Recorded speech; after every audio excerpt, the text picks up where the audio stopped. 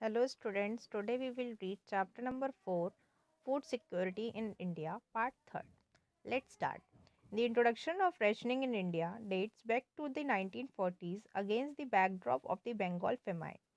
The rationing system was revived in the wake of an acute food shortage during the 1960s prior to the Green Revolutions.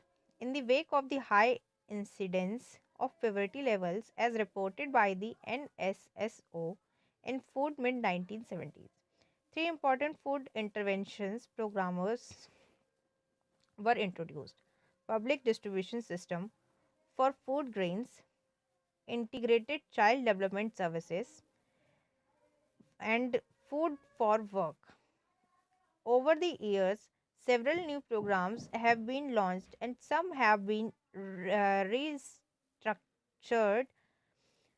with the growing experience of administering the programs. At present, there are several poverty alleviation programs, mostly in rural areas, which have an explicit food component also.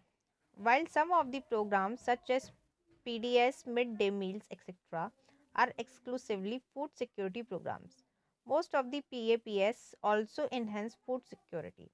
Employment programs greatly contribute to food security by increasing the income of the poor. Current status of public the distribution system.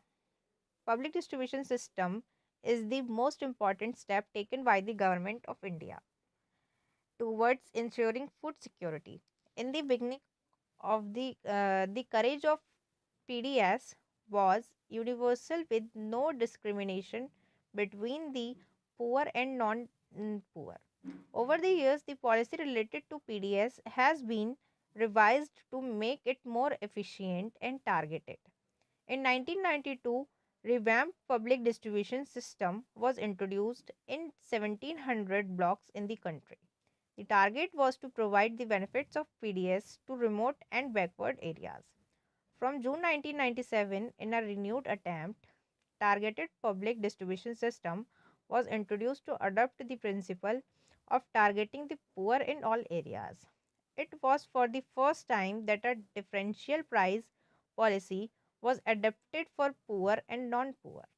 Further, in 2000, two special schemes were launched: Antyodaya Anna Yojana and Annapurna scheme, with special target groups of poorest of the poor and indigent senior citizens respectively. The functioning of these two schemes was linked with the existing network of the PDS. Some important features of PDS are summarized in table 4.3.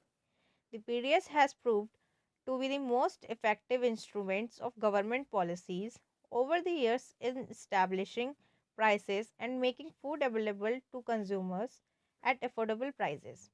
It has been instrumental in averting widespread hunger and famine by supplying food from surplus regions of the country to the deficient ones. In addition, the prices have been under revision in favor of poor households in general.